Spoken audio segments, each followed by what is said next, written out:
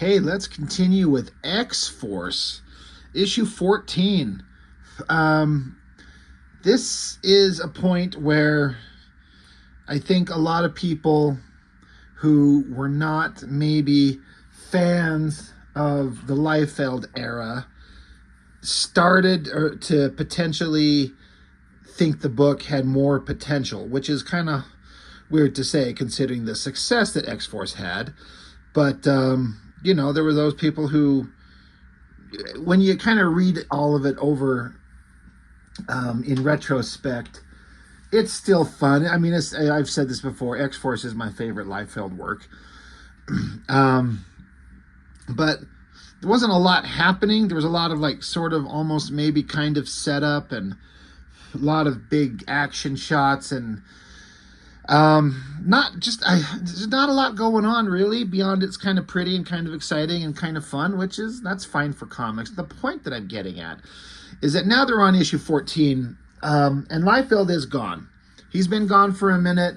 Whether or not the creative team now is adhering too much or not to the plots that Liefeld maybe has laid out and taken off in their own directions, it's time for the team to kind of start veering towards something else. It doesn't quite happen here yet. I think it gets most interesting after the Executioner's song is the one that the crossover that's coming up, and then once that's done, the book kind of goes off in its own direction. I'm sure the sales were never quite the same, but I do know a bunch of people got really excited when this artist here on the cover came along, Greg Capullo. Never heard of him before he got on to X-Force. Never heard of him, or if I did, I think I'd seen his name. I think he'd drawn Quasar, I think, something to that effect. And there was nothing there that I had any interest in. But suddenly he's on the cover here. He is not the guy drawing the insides, but eventually Greg Capullo comes along. And if you know Capullo's work now and how it's been for years, he is first-rate, spectacular artist. His earlier stuff, I mean, it was certainly fine. I really don't need to talk about him. I should wait till the next issue when he actually draws the insides of the book. But he's on the cover. We see X-Force. And it's kind of a fine cover. It works. So the thing that's interesting to me, I've said this about several of these issues. Like, if you look, it's Cable ripped apart, carrying Domino, because in the previous issues, Weapon Prime had shown up and gotten in a big fight with X-Force, and then their home base exploded, and it just, my whole point is that it feels like, it's kind of hard for me to kind of go back and exactly remember, but we're on issue 14, and it feels like since issue 5 or so, it's like we're in the same couple of days. Like, no time has passed. It's just the same series of events, of bad things that keep happening, with them getting attacked, and then they go here, and they go here, and they go here, and they go here, and we're still in that same storyline. It feels like it's only taken place over a couple of days, but we're on issue 14. This is like a year's worth of stories, and we're still on the same couple of days. So it didn't really feel that way when I was reading it at the time, but rereading it in retrospect and how far we get away from the original iteration of X-Force to where they are now, but how little time chronologically has actually passed in the characters' lives. Not a lot. So we got Fabian Nicieza writing, Terry Shoemaker, guest pencils, Al Milgrom on inks. I'm aware of Al Milgrom's name. I don't know that I have too much to say about it. Excuse me while I yawn. I know that he inks, and I can't say that I've ever seen anything that blows me away, and I'm like, oh, that's Al Milgrom inks. That's amazing. Terry Shoemaker is not a name that I associate with too many things, or, well, anything really, where I'm like, that was awesome that they did. And I remember at the time thinking that this comic kind of sucked, because it's just such a drastic departure from the Liefeld and then the Mark Pacella. And why is it such a drastic departure? Because it's so competent. This is a person who knows how to draw and draw really well. That energy is not there that the Liefeld and the Pacella had. And so it's like it's a trade-off. And the best case scenario is finding the balance of really well drawn and really energetic and fun. Looking at it now, as an older guy who's read a bunch of comics and draws myself, I actually like the art in this a lot better than I used to when I was a kid. It's not perfect, but what is perfect, right? The thing I liked most is I kind of like this upshot of her face as she's kind of unconscious and limp while he's holding on to her, getting out of their base that exploded. So dragging her up the cliff, throws her down. He's pissed off. He's talking to himself. He's given a monologue speech to himself where he's pissed off. He thinks that the X-Force team is probably dead. His base is gone, and everything he's been working towards has been destroyed. And so you got this pretty awesome shot. I mean, Caleb's been running around with a half ripped off face for several issues now, it feels like. It's pretty good with the metal and the half Terminator kind of vibe going on. So he thinks his team is dead because, again, Weapon Prime showed up, took him out. Cable was going to get everyone out, and he set some explosives to blow up the base, but the charges went off early somehow, some way, and threw off everyone's plans, and Cable thinks everyone's dead. Meanwhile, a couple miles away, giant explosion. Pretty good energy there. I've talked about this several times. I get really kind of sick and tired of when they try to do dialect or accents, I should say, rather, accents in text boxes or bubbles and speech patterns of characters. Like Sam Guthrie, Cannonball. Excuse me, he's a Southern boy, right? But every time they make him talk, it's kind of like in the same way they have Rogue talk, when instead of saying I, it's AH, ah. And I just kind of, in my head, I just start learning to think of it as he sounds like Cletus, the slack-jawed yokel from The Simpsons. He's like, we're clear, I did it. By expanded my blast field outwards, I protected us from the explosion. What about everyone else? Warpath status report. It just bugs me. And then it just kind of makes him sound stupid. But Cannonball, he's kind of always been like the default second in command after Cable, and now he kind of has to take over. So Warpath saying Shatterstar and Boom Boom are down, Weapon Prime, Richter's out, Grizzly, the Furball, and the Tiger Striped Creep are missing, so they're just gone. Bridge and Kane are barely in it as well. So there they are. And again, some of the artwork in this book I think kind of works, and some of it I don't. This shot of Kane, Weapon X, pointing the gun, it just kind of looks weird. Not so great. But Kane, after getting their asses kicked and everyone barely survived an explosion, he's still trying to arrest him. And, Cannonball's like, I don't think so, Kane. You wanted Cable. Well, he's not here. Maybe he didn't survive the blast the way we did. And, Kane's like, well, you're still accomplices to his crimes. And Siren, she's like, tough shit. We're about to be escaped felons. We're going to get out of here. How are you going to stop us? Warpath says. And so Kane's like, well, I got a bunch of my S.H.I.E.L.D. homies coming up behind us. So that's how I'm going to stop you, you big chunky shit. So then there's this big giant, they call it the S.H.I.E.L.D. IPAC, IPAC. It has like an acronym for something, but I can't remember what it is. But it's S.H.I.E.L.D. And so like, all right, well, here we are. We're going to take you down. So now, this character that was introduced a couple issues ago, Cruel, C-R-U-L-E, some kind of hyper-powerful, eternal character. He's showing up because he wants to get Cannonball, because Cannonball is the key to everything. Because remember how many issues ago where Cannonball got stabbed by Sauron, the big lizard creature, but that he lived? It's because he's some kind of super mutant, ever-living kind of creature. It's supposed to be some kind of important mutant for the future, which is why Cable is here. Before I move on, fucking hell, what is going on with the coloring on this scene? What are these color choices? Who colored this? Kevin Tinsley?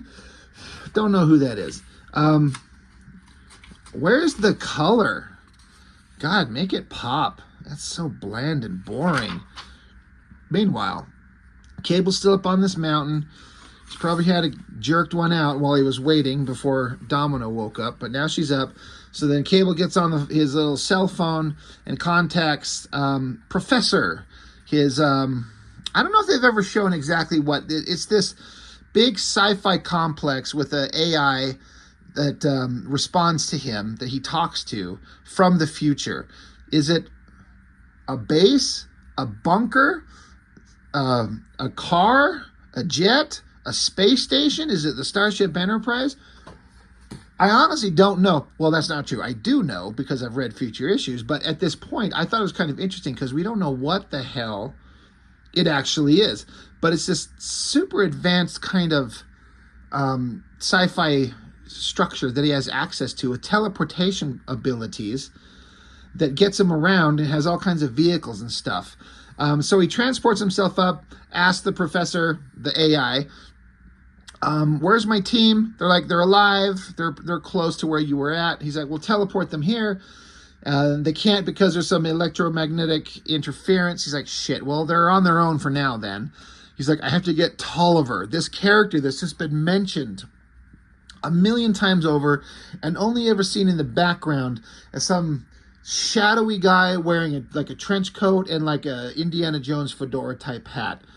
And that's all he is. And I don't know if I've ever read who he ever actually did turn out to be. It's a mystery that I'm pretty sure has been answered, but I never did hear the answer. It was just always this goddamn mysterious thing that Cable was always after. Tolliver and Strife are who he's after. We've also been introduced to the concept several issues ago, but this version of Domino, or this girl, Domino, she's betrayed the team. She's been a secret agent working for Tolliver, and Cable just found out. And Cable and Domino have been hardcore pounding ass for a long time, so he feels a little bit betrayed, and he's pissed off at her. And she seems kind of genuinely sorry. She's like, look, I'm sorry. I had no choice. I had to do what I had to do because I was trapped. And Cable don't give a shit. So they jump in a ship, and they're going to take off to go track down Tolliver. He's got to go get him. Couple of points of, like, there's some artwork in this thing that I like, some stuff that I don't like. Talking about stuff that I do like, that's a pretty awesome vehicle. We have seen some Liefeld jets and vehicles, or his attempts at them. Not even close to the same thing. I also like this little attention to detail. There are these little machines back here on wheels that... there could be one of two things. It might be either like machines that pump fuel into the craft, or sometimes machines have like a separate kind of machine that helps crank the engines over. It's an interesting, awesome little detail that I'm just like, oh, that's a thing that really exists in real world aircraft. It's just a kind of a fun little detail for technological background. I also love the cockpit setup of Cable sitting here with all the control panels and the flight control stick and all that stuff. Looks great. So, you know, this artist is very good at all kinds of things. I still can't stand this bland coloring job. What kind of weird fucking choices is going on here? Anyway, back to X-Force. So now they're fighting S.H.I.E.L.D. So they're all doing various X-Force-y things. Taking out this hovercraft vehicle that S.H.I.E.L.D. has. Sirens blasting through parts of it. Cannonballs blasting through parts. I like this part because Cannonball's got Farrell in his hands here, dragging her up here, rams through the ship and drops Farrell off. And he's like, Farrell, eat everybody. She's like, you betcha. Meanwhile, stupid Kane, he's still trying to arrest these guys, but then suddenly there's some vibrations going on. Kane shook off his feet. Richter, which is funny because now they're going to have Richter be part of the team again. And as far as I understand it, one of Liefeld's first things he ever did is he got rid of Richter. He did not like the character. There were a couple other of the New Mutants, Rusty and Skids. He got rid of them pretty quickly and just kind of got it down to the few characters that I actually liked, which was basically Cannonball and Boom Boom. They introduced all these new characters. Feral, Shatterstar, Cable, Domino. But they're bringing Richter back because he's an old-timer. He's one of the original-ish ones, right? And so he's decided that because Richter had a problem against Cable, but now that Cable's gone, he wants to help out his team again. This is funny because Warpath is ripping out a minigun and a belt of bullets from the jet. Cannonball's still blasting through it. Siren's blasting through it. So they're just handing S.H.I.E.L.D. their asses. And then, this big shot of Feral standing there, like with her feet on the throats of these two guys and holding up the one there.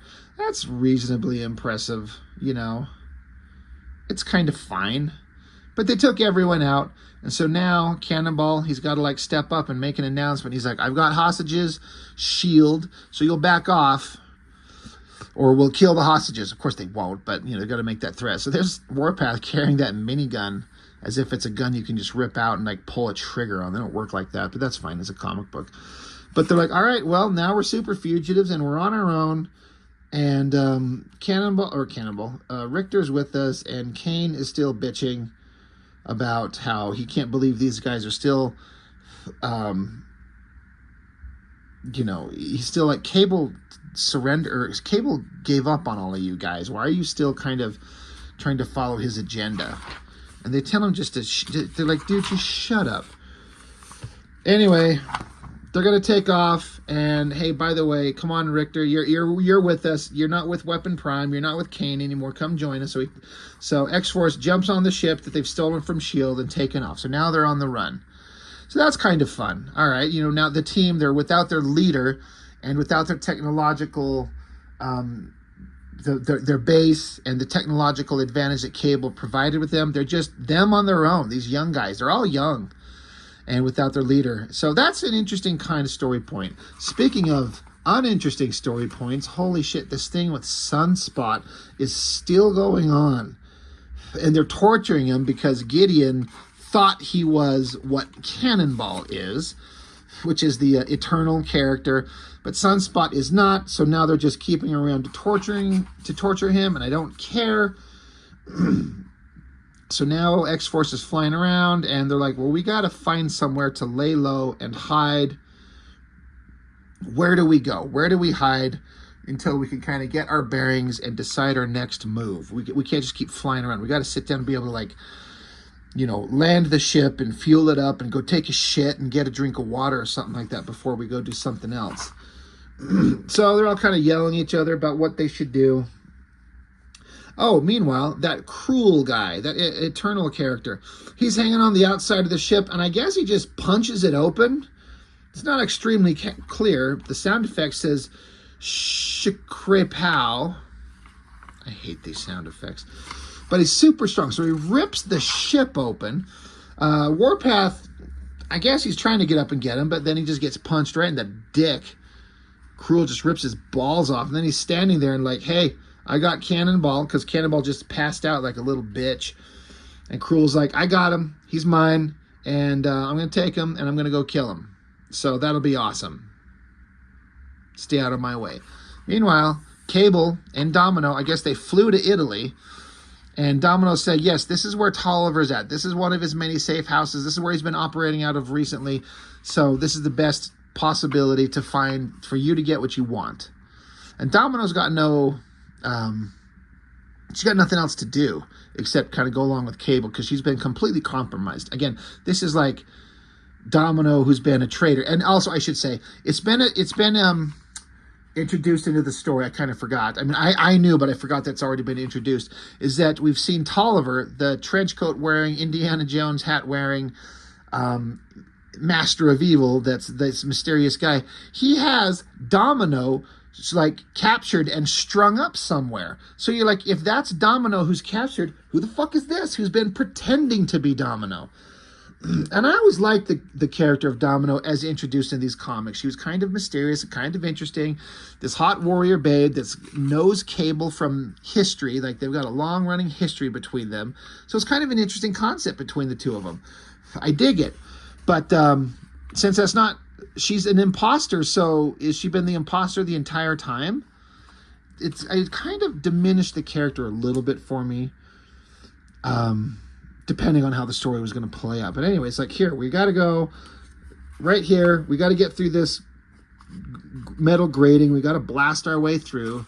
So Cable's like, okay, I will. So we're going to waste an entire page showing a rocket firing, exploding, other things exploding, more things exploding.